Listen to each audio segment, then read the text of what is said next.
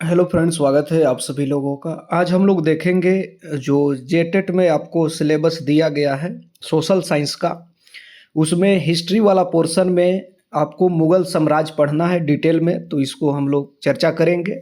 और जो भी एग्ज़ाम आप दे रहे हो, मुग़ल साम्राज्य लगभग सभी कम्पिटिटिव एग्ज़ाम में आते हैं, तो दिक्कत नहीं है, कोई भी एग्ज़ाम वाले वीडियो देख सकते हैं। पूरा डिटेल में हम लोग इसको कवर करेंगे, ए से लेकर जेड तक।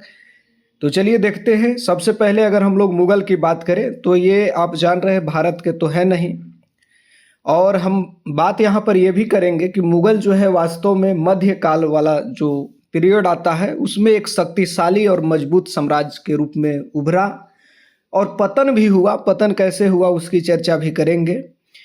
अब हम स्टार्ट करते हैं, चलिए देख लेते हैं, थोड़ा सा देखेंगे मुग़ल साम्राज्य के परिचय को। तो यहाँ पर बात करें सबसे पहले कि मुग़ल साम्राज्य जो है एक शक्तिशाली मुस्लिम साम्राज्य था, और इसकी स्थापना बाबर 1526 ईस्वी में किया था। यह साम्राज्य लगभग जो है 1526 से 1857 तक चला। उत्तर मुग़ल काल में जब हम पढ़ेंगे तो यहाँ पर मुग़ल धीरे धीरे कमज़ोर होने लगे हैं। क्यों होने लगे हैं उसकी भी चर्चा करेंगे आगे वीडियो में। तो यहाँ पर एक युद्ध आपको पता होगा, पानीपत का प्रथम युद्ध, जिसमें आपको जो है बाबर और इब्राहिम लोदी आपको जो है कह सकते हैं सल्तनत काल का जो है शासक था, और वो पानीपत का पहला युद्ध में जो है मारा जाता है, और पहला ऐसा शासक भी रहता है जो कह सकते हैं युद्ध भूमि पर ही मारा जाता है। तो यहाँ पर एक इम्पोर्टेंट बात हो जाता है कि पानीपत प्रथम युद्ध एक मोड़ लेता है, और मुग़ल साम्राज्य वहाँ से धीरे धीरे शुरू होती है।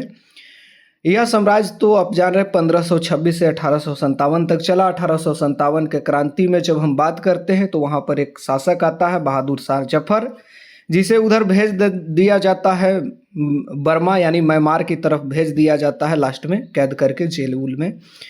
तो यहाँ पर हम ये बात करेंगे कि अंतिम मुग़ल शासक जो है बहादुर शाह जफर है, यानी बहादुर शाह द्वितीय भी जिसे हम लोग कहते हैं। और पहला बाबर तो हम अभी चर्चा ही किए कि पानीपत के प्रथम युद्ध में लड़ा। और यहाँ पर अगर हम बात कर लें, मुग़ल शासक जो है अपने आप को क्या कहते थे, तैमूर और चंगेज़ खान के वंशज मानते थे। तैमूर और चंगेज़ खान के बारे में डिटेल में अभी हमने लोग नहीं चलेंगे, एकदम जो है क्रूरतम और शक्तिशाली शासक भी कह सकते हैं। तो तैमूर और चंगेज़ खान के वंशज जो है बाबर मानता था अपने आप को, और ऐसा माना जाता है अलग अलग जो है स्रोतों के अनुसार। अब हम लोग देखेंगे, थोड़ा सा क्रम को समझ लेते हैं। मुग़ल जो है आपको फरगना यानी उज्बेकिस्तान के तरफ से आए थे, ये ध्यान रखना है। बाबर वहीं का शासक था, एक छोटा सा जो है एरिया था वो। अब यहाँ पर हम बात करेंगे थोड़ा सा मुग़ल वंश के क्रम को थोड़ा समझेंगे, उसके बाद आगे चलेंगे। पहला संस्थापक की जब हम बात करते हैं तो 4 वर्ष का इसका शासन रहा था, 1526 से 1530। दो बड़ा ज़बरदस्त चीज़ है यहाँ पर, दो बहुत ज़बरदस्त चीज़ आपको नज़र आएगा। पहला सल्तनत काल, जिसमें कि यहाँ पर कह सकते हैं आप, उसका भी पहला शासक आपको जो है 1206 से 1210 तक रहा। 4 साल का ये संजोग ही समझ लीजिए। और बात करेंगे यहाँ पर दूसरा शासक आता है हुमायूं का जो है उथल पुथल रहा जीवन में, अभी चर्चा करेंगे सब पर। 1530 से 1540 तक इसका शासन रहा, फिर से थोड़ा सा आया था। 55 से 56 रहा था। अकबर उसके बाद आता है, अकबर जो है 56 से लेकर 1605 तक रहा। जहांगीर आता है उसी तरह 5 से 27। शाहजहां आता है 28 से 58। औरंगजेब तक जो है थोड़ा सा मजबूत रहा। औरंगजेब एक क्रूरतम शासक के रूप में भी उभरा। उसके बाद नीचे के जो शासक आए उत्तराधिकारी कमज़ोर पड़ गए। क्यों कमज़ोर पड़े इसका भी चर्चा हम लोग करेंगे। बहादुर शाह जफर फर्स्ट से लेकर बहादुर शाह फर्स्ट से लेकर जफर तक यानी द्वितीय तक शासन रहा। 1707 से 1857 तक कमज़ोर शासक रहे। अब डिटेल में हम लोग चलेंगे, बाबर को थोड़ा सा समझते हैं। 1526 से 30 तक पूरा नाम यहाँ पर बात करें तो जहरुद्दीन मोहम्मद बाबर था। बाबर कहाँ का शासक था, तो ये फरगना उज्बेकिस्तान एक जगह है, वहाँ का शासक था। अभी हम चर्चा किए थे ऊपर। प्रमुख युद्ध ये 4 युद्ध लड़ा था, चारों जीत गया समझिए। चारों जीता तो इम्पोर्टेंट हो जाता है। प्रथम युद्ध लड़ा था पानीपत में 1526 में। इब्राहिम लोदी यहाँ पर मारा गया। बाबर जीत जाता है, मुगल का स्थापना हो जाता है यहाँ पर। दूसरा खानवा का युद्ध है, 27 में जो है इसे लड़ा, बाबर और राणा सांगा के बीच हुआ था। क्वेश्चन कभी कभार पूछते हैं कि राणा सांगा और बाबर के बीच कौन सा युद्ध हुआ, तो खानवा का युद्ध। यहाँ भी बाबर जीतता है।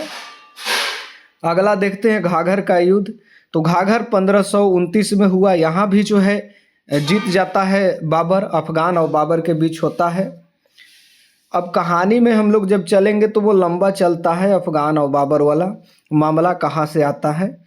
थोड़ा सा महत्वपूर्ण तथ्य हम लोग देख लेते हैं कि बाबर जो है भारत में पहली बार तोपों का प्रयोग किया। जब तोप यहाँ पर युद्ध में प्रयोग किए गए तो ये इसका मजबूत कड़ी साबित हुआ। युद्ध में इसको जो है ये जबरदस्त फायदा किया। और बात करें बाबरनामा जो है उसका ही पुस्तक है, बाबर का ही आत्मकथा, तो इसको याद रखने में तो कोई मामला है नहीं, बाबरे से नामे हैं। और बात करें बाबरनामा जो है तुर्की भाषा में लिखी गई, ये इम्पोर्टेंट है। भाषा यहाँ पर इम्पोर्टेंट हो जाता है तुर्की। अब आगे चलते हैं। दूसरा जो देख लेते हैं, हुमायूं आता है, उसका ही बेटा है। 1530 से 1540 और 55 से 56 एक साल रहा। इसका शासन जो है ढनमनाते रहा, यानी कि कभी कमज़ोर कभी मजबूत कभी कमज़ोर, लास्ट में ढनमना के ख़त्म हो गया। तो सीढ़ी से गिरने के कारण इसका मौत भी होता है। संघर्ष रहा इसके शासनकाल में। उस समय एक मजबूत शासक था शेर शाह सूरी, जो हुमायूं को हरा देता है। 1540 तक जो शासन रहा वहाँ पर हराता है इसको, और हुमायूं को जो है भारत छोड़कर भागना पड़ा, ये ध्यान रखना है। तो ये थोड़ा सा इसका शासन व्यवस्था लड़खड़ाते रहा। 1555 में फिर से ये शासन पर काबिज होता है और दिल्ली के सत्ता प्राप्त करता है। यहाँ पर इम्पोर्टेंट इसका मरने वाला तरीका हो जाता है कि ये जो पुस्तकालय से सीढ़ी से जब उतर रहा था तो वहाँ से गिरा और मृत्यु हो गया। यानी कि पूछ सकता है कि कौन सा शासक है जिसका सीढ़ियों से गिरने से मौत हुआ, तो यही हुमायूं था। अब आगे बढ़ते हैं। अगला देखते हैं, शेर शाह सूरी को बीच में आता है, ये मुगल काल के ही बीच में आता है शेर शाह सूरी। हुमायूं को हराता है तो इसका भी शासन रहता है। 1540 से 45 तक देख लेते हैं। तो ये सूरी वंश का स्थापना करता है। वास्तविक नाम था इसका फरीद खान। थोड़ा सा इम्पोर्टेंट कभी कभार एग्जाम में आते हैं फरीद खान। उपलब्धि भी इसका कुछ था, इसे देखते हैं। अब आपको डायरेक्ट क्वेश्चन पूछेगा कि जीटी रोड का जो है, जीटी रोड किसने बनाया, यानी गरंटक रोड किसने बनाया, तो यही शेर शाह सूरी था। रुपया वाला मुद्रा शुरू यही किया था, जो रुपया बोलते हैं हम लोग, ये यही शुरू किया था। डाक व्यवस्था ये शुरू किया और भूमि सुधार, तो काम अच्छा खासा किया था बीच में, ये समझ सकते हैं। तो इन चीज़ों को आप देखिएगा, ज़बरदस्त है ये। उसके बाद जो है हम चलते हैं अकबर की ओर। बीच में आया था 55 से 56 तक फिर से हुमायूं, लेकिन खास कोई असर नहीं रहा। तो अकबर को थोड़ा सा देख लेते हैं। पूरा नाम इसका था जलालुद्दीन मोहम्मद अकबर। ये जो है द्वितीय पानीपत का युद्ध लड़ता है। यहाँ पर एक हिंदू शाही शासक मजबूती से आगे की ओर बढ़ रहा था, हेमू और अकबर के बीच जो है जबरदस्त युद्ध होता है। अकबर यहाँ पर उस समय छोटा था, इसका एक सेनापति बैरम खान था, वही युद्ध लड़ रहा था। तो यहाँ पर इम्पोर्टेंट ये हो जाता है कि अकबर खास रूप से इस युद्ध में तो शामिल है नहीं। हाँ, शासक जरूर है लेकिन शामिल है नहीं। बात करें तो अकबर और हेमू के बीच ही युद्ध हुआ, क्योंकि अकबर ही राजा था, तो लिखा जाएगा अकबर और हेमू। अकबर इसमें विजय होता है। हेमू जो है ओवर कॉन्फिडेंस के कारण यहाँ पर हारता है। अब आगे बढ़ते हैं। संरक्षण की बात करें, यही बैरम खान संरक्षक था और यही युद्ध में शामिल होता है अकबर की तरफ से। थोड़ा सा नीति के बारे में अकबर के चर्चा करेंगे। तो ये जो है सूले कुल की धार्मिक नीति स्थापना की, दीन इलाही धर्म की स्थापना। तो ये एक धर्म की स्थापना किया था अकबर, इसका नाम था दीन इलाही। तो ये इम्पोर्टेंट होता है, जब हम दीन इलाही की बात करते हैं तो अकबर से जुड़ता है। डायरेक्ट क्वेश्चन बनते हैं कि दीन इलाही जो है धर्म किस शासक ने शुरुआत किया। तो ये शासक 4 गो दे देगा आपको नाम, बाबर, शाहजहां, अकबर और जहांगीर। तो अकबर मारना होगा। इम्पोर्टेंट है, कई एग्जाम में ये रिपीट हुआ है। दीन इलाही वाला जो धर्म है और सूले कुल जो है स्थापना किया था, जिसमें कि कह सकते हैं अलग अलग विद्वान आते थे अपने अपने धर्म से, और वहाँ पर चर्चाएं होती थी। अब बात करें प्रशासन देख लेते हैं, तो मनसबदारी प्रथा ये शुरू किया, राजपूत नीति भी शुरू किया था, ध्यान रखना है, मिलाने वाला काम किया था। आप तो आगे के चीज़ें जान रहे हैं, उतना हम लंबा खींचेंगे नहीं, खींचेंगे तो 2-3 घंटा तक चल जाएगा। नवरत्न की अगर हम लोग बात करते हैं तो अकबर के दरबार में ये नवरत्न रहते थे, 9 लोग थे, विद्वान जिसे हम लोग कह सकते हैं, रत्न थे ये। पहला बीरबल, तानसेन, टोडरमल, अबुल फजल, फैजी, राजा मान सिंह। आगे बढ़ते हैं तो अबुल फजल रहीम खाने खाना, मूला 2 प्याजे और यहाँ पर फरीर अजुद्दीन। तो ये आपको 9 जो आप देख रहे हैं ये विद्वान लोग ही थे, समझिए, नवरत्न रहते थे। खास फायदा हुआ इसको अकबर को, ये सब जब उसके दरबार में थे तो उसको सजेशन अच्छा खासा दिए, इससे उसको फायदा भी हुआ बहुत ज़बरदस्त। तो आपको कभी कभार नवरत्न से क्वेश्चन आते हैं जिसमें इम्पोर्टेंट हो जाता है कौन सा, टोडरमल हो गया, ये तानसेन, बीरबल, और यहाँ पर बात करें तो अबुल रहीम खाने खाना, ये जो ज़्यादातर इनसे पूछा जाता है, मान सिंह से। अब हम लोग अकबर के थोड़ा सा निर्माण कार्य को देख लेंगे कि का ये चीज़ बनाया। तो ये बनाने की जब हम बात करते हैं, अकबर कोई चीज़ बनाता है, कैसे बनाता है ये देखेंगे। तो फतेहपुर सिकरी जो है बनवाया, बुलंद दरवाज़ा बनवाया, और जामा मस्जिद जो है अकबर ने बनवाया। क्वेश्चन 2-4 बार रिपीट हुआ है ये भी, तो आप ध्यान दे सकते हैं इसको, और तरीका भी ज़बरदस्त है। इसके बाद जो आता है जहांगीर। अकबर देखिए बुढ़ारी तक जो है शासन की, अब 50 साल कर रहा है तो बूढ़ा तो हो ही जाएगा। जहांगीर की जब हम बात करते हैं तो ये आपको नज़र आता है, खास चीज़ नहीं किया, कुछ चीज़ इम्पोर्टेंट है इससे रिलेटेड, इसको हम देखेंगे। वास्तविक नाम सलीम था, इम्पोर्टेंट थोड़ा सा हो जाता है। जहांगीर का जो है बचपन का नाम भी कभी कभार पूछ लेता है तो सलीम हो जाता है। और बात करें इसके विशेषता, तो ये न्याय की जंजीर शुरुआत किया था। जो जंजीर खींचेगा तो राजा को पता चलेगा कि इसको न्याय चाहिए। आगे बढ़ते हैं, चित्रकला का थोड़ा सा इसमें डेवलपमेंट हुआ। नूरजहां थोड़ा सा इम्पोर्टेंट हो जाता है, ये जहांगीर की पत्नी है, शासन में ये प्रभाव डालती है, इम्पोर्टेंट होगा। और यहीं पर जो है धीरे धीरे अंग्रेजों का आगमन हुआ और ईस्ट इंडिया कंपनी घुसने लगी भारत की ओर। तो जहांगीर के समय अगर हम लोग बात करें तो अंग्रेजों का आगमन हुआ। इम्पोर्टेंट क्वेश्चन बनता है कि जहांगीर के समय जो है कौन सा अंग्रेज अधिकारी आया था, तो हॉकिंस था और सर थॉमस रो, ये 2 जो है आपको अंग्रेज के अधिकारी यहाँ पर आए थे जहांगीर को। ये लालच उलच दिए और थोड़ा सा चाटुकारिता किए जहांगीर से, तो ये चीज़ें हैं यहाँ पर। अब आता है शाहजहाँ का शासनकाल।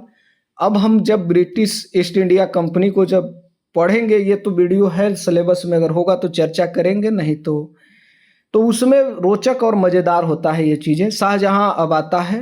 शाहजहाँ की बात करते हैं तो 28 से 58 तक शासन रहा। स्वर्ण युग भी इसको कहते हैं क्योंकि इसमें स्थापत्य का जो है स्वर्ण काल रहा। बहुत सारे महल भवन ये सब बनाए गए, जिसमें हम चर्चा करेंगे कौन कौन से इम्पोर्टेंट हैं।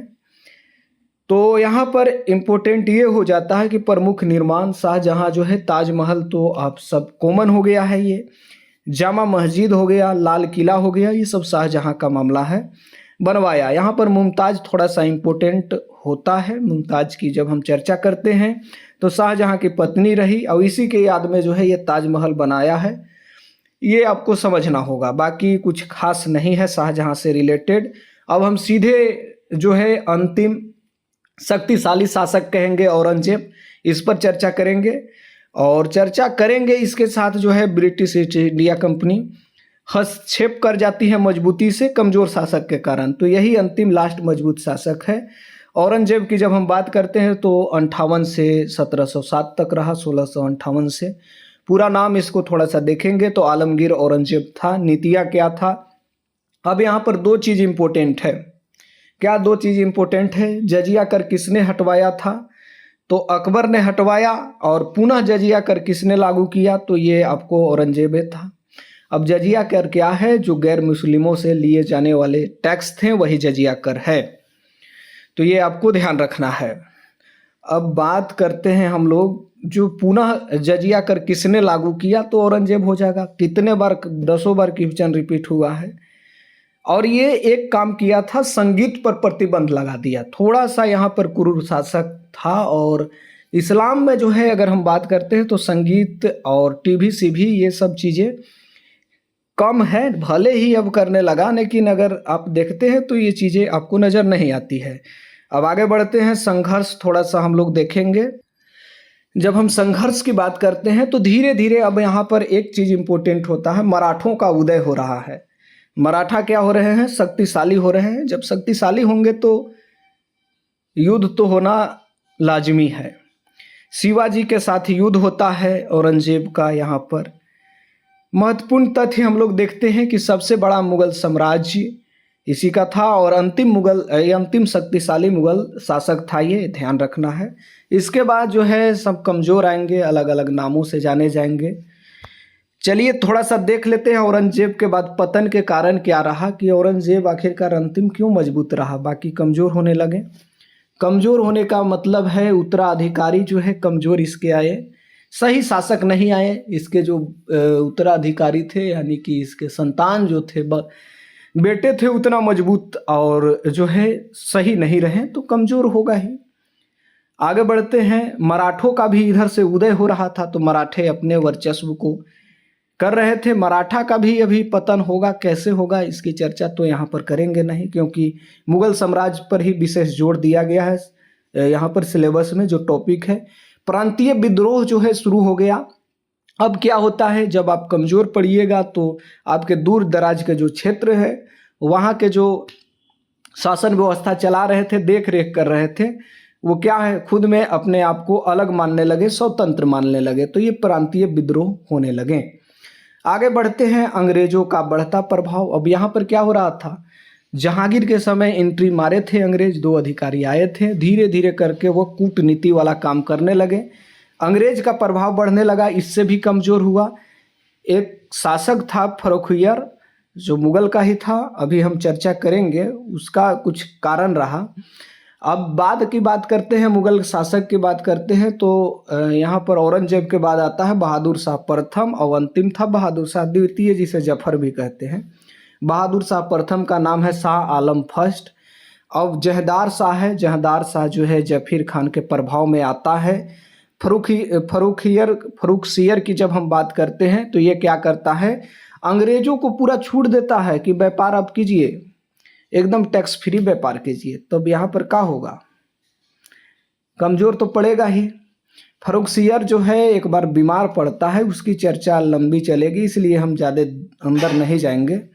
अब आता है उसके बाद मोहम्मद शाह आता है, ये नादिर शाह का आक्रमण होता है इसी के समय, ये ध्यान रखना है, नादिर शाह का आक्रमण होता है। अहमद शाह आता है, कमज़ोर शासक है। एक यहाँ पर इम्पोर्टेंट फैक्ट आता है, क्या है कि बक्सर का युद्ध जब होता है तो 3 शासक एक साथ युद्ध लड़ते हैं, तीनों हार जाते हैं जो भारत की ओर से रहते हैं, अंग्रेज जीत जाता है। जब जीत जाता है तो उस समय जो आपसे पूछता है कि बक्सर के युद्ध के समय कौन सा मुगल शासक था, तो यही था शाह आलम द्वितीय, ध्यान रखना है।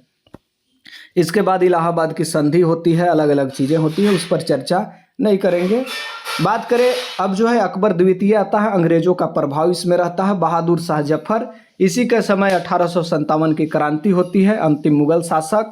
फिर जो है मुगल शासन व्यवस्था को समाप्त कर दिया जाता है, इसे रंगून भेज दिया जाता है। म्यांमार बर्मा जिसे हम लोग पुराना नाम जानते हैं, अभी म्यांमार है, वहाँ में रंगून भेज दिया जाता है, ध्यान रखना है।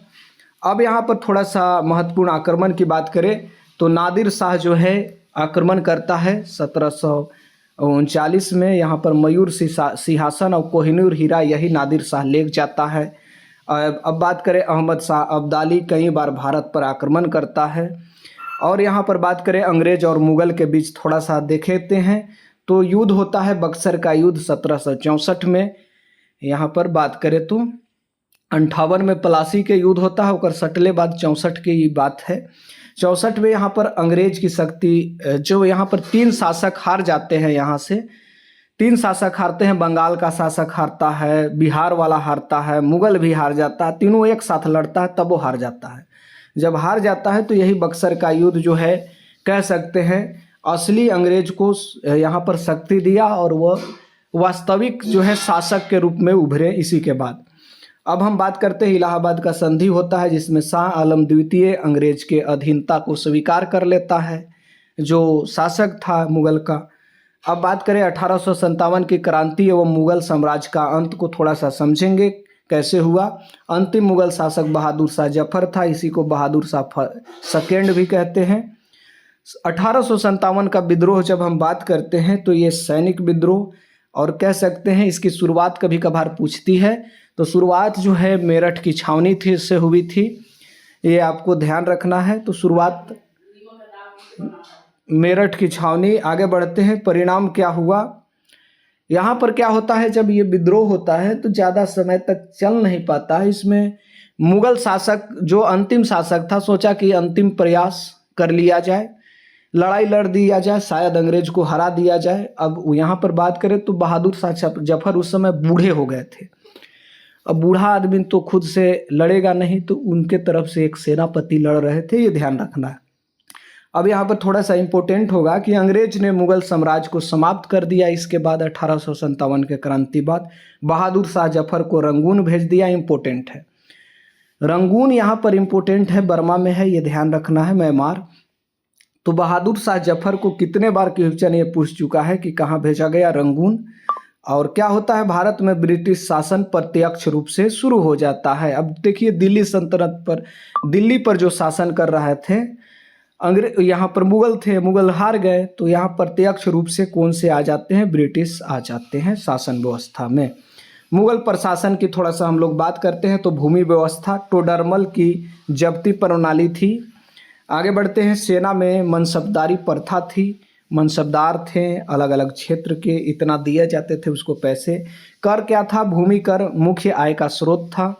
आगे बढ़ते हैं, कला और संस्कृति, मुगल चित्रकला, फारसी भाषा का विकास, स्थापत्य कला और संगीत कला, ये सब इम्पोर्टेंट है। प्रमुख स्थापत्य की बात करें, ताजमहल जो है शाहजहाँ, लाल किला शाहजहाँ, फतेहपुर सिकरी अकबर, बुलंद दरवाज़ा अकबर। आगे बढ़ते हैं, हुमायूं जो है हाजी बेगम, और जो है जामा मस्जिद शाहजहाँ के द्वारा, ये इम्पोर्टेंट है। महत्वपूर्ण थोड़ा सा पुस्तक से रिलेटेड आता है तो बाबरनामा, बाबर अकबरनामा जो लिखा गया था अबुल फजल के द्वारा। आगे बढ़ते हैं, अब यहाँ पर जो बात करें, यहाँ पर बाबरनामा खुद बाबर लिखता है, अकबरनामा अबुल फजल। आईने अकबरी जो है अबुल फजल के लिखा गया है, और तुजुके जहांगीर, जहांगीर के द्वारा खुद लिखा गया है। अब देखते हैं आगे, जेटेट के लिए जो है अत्यंत महत्वपूर्ण फैक्ट की बात करें तो पानीपत का जो है प्रथम युद्ध हम चर्चा पहले ही किए कि 26 में कैका बार पूछा है। द्वितीय युद्ध 56 में द्वितीय युद्ध हुआ था। यहाँ पर बात करें तो ये इसी समय जो है कौन था, अकबर और हेमू था। खानवा का युद्ध 27 में, सांगा इसमें था। ताजमहल शाहजहाँ, दीने इलाही जो धर्म था ये अकबर द्वारा चलाया गया था। अंतिम मुगल शासक बहादुर शाह जफर, इसे रंगून भेजा गया यहाँ पर हटाकर। जजिया कर की बात करते हैं तो औरंगजेब यहाँ पर नज़र आता है। ख़त्म जजिया कर किया था अकबर ने, ये ध्यान रखना होगा, और शुरुआत किया औरंगजेब ने।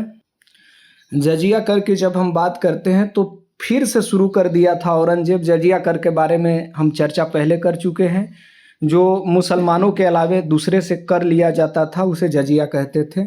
जीटी रोड का शुरुआत शेरशाह सूरी ने किया था। अच्छा बीच में काम काज किया, लेकिन फिर से ये हार जाता है, इसके उत्तराधिकारी कमज़ोर हो गए। वही चीज़ होता है।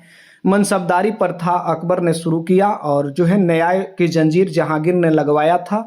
जो जंजीर खींचेगा राजा को पता चलेगा कि इसे न्याय चाहिए। थोड़ा सा हम लोग इम्पोर्टेंट वन लाइनर देख लेते हैं। मुगल साम्राज्य की स्थापना बाबर, प्रथम युद्ध 1526। आगे बढ़ते हैं, बाबर किसे हराया, इब्राहिम लोदी। इब्राहिम लोदी मारा जाता है रण क्षेत्र में ही। बाबरनामा जो है बाबर की कहानी है। दीने इलाही अकबर ने शुरू किया, एक धर्म था। आगे बढ़ते हैं, अकबर के संरक्षण कौन था, बैरम खान। अकबर के वित्त मंत्री टोडरमल। आगे बढ़ते हैं, न्याय की जंजीर जहांगीर, ताजमहल शाहजहाँ। आगे बढ़ते हैं, मुमताज महल, क्या है, मुमताज महल किसकी पत्नी थी, शाहजहाँ की, इसी के नाम पर ताज। जहांगीर को किसने, जहांगीर को पुनः किसने लगाया, तो ये अब यहाँ पर इम्पोर्टेंट थोड़ा सा देखते हैं। मुमताज महल किसकी पत्नी थी, शाहजहाँ। अब जजिया कर को पुनः लागू करना, यानी जजिया कर समाप्त कर दिया गया था अकबर के समय, फिर से लागू कर दिया गया औरंगजेब के समय। अंतिम शक्तिशाली मुगल शासक कौन था? औरंगजेब था। इसके बाद कमजोर आए। अंतिम मुगल साम्राज्य कौन था? बहादुर शाह जफर, जिसे द्वितीय भी कहते हैं, बहादुर शाह। ये कहानी लिखते रहता था, ध्यान रखना है। आगे बढ़ते हैं। 1857 के समय मुगल शासक कौन था? तो बहादुर शाह जफर। जीटी रोड की शुरुआत से शाहसूरी। आगे बढ़ते हैं तो देखते हैं यहाँ पर रुपया मुद्रा, रुपया जो अभी हम बोलते हैं, ये रुपया शुरू किया गया है शेर शाह सूरी के द्वारा। लाल किला शाहजहां। उसी तरह आगे देखें, फतेहपुर सीकरी अकबर के द्वारा बनाया गया। अंग्रेज के जो दूत जो है सर थॉमस रो के दरबार में आए, जहांगीर। आगे बढ़ते हैं, मुगल साम्राज्य का अंत कब हुआ? तो 1857 में जो है मुगल साम्राज्य का अंत हो जाता है। मुगल से रिलेटेड एकदम मंथन राउंड चला, इसमें कुछ भी चीज़ ऐसा नहीं है जो छूटा होगा। एकदम समझिए कि बारीकी से हमें शुरू किए हैं और बारीकी से अंत किए हैं, हर एक चीज़ को कवर किया गया है। वीडियो को लाइक करके चैनल को सब्सक्राइब करें, चाहे जो भी कम्पिटिटिव एग्जाम आप दे रहे हो सब में इम्पोर्टेंट होगा। चलिए, बहुत बहुत धन्यवाद।